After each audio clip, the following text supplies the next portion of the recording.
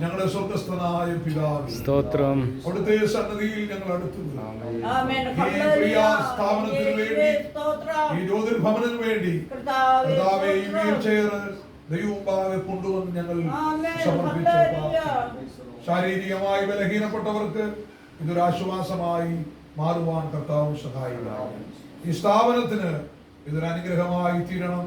ഞങ്ങൾ പ്രാർത്ഥനയോടെ ദൈവസന്നിധിയിൽ സമർപ്പിച്ച് ഇത് തന്റെ മക്കൾക്ക് കൈമാറ്റം ചെയ്യുക. പ്രാർത്ഥന കേട്ടതിനായി സ്തോത്രം. യേശുവിൻ നാമത്തിൽ തന്നെ.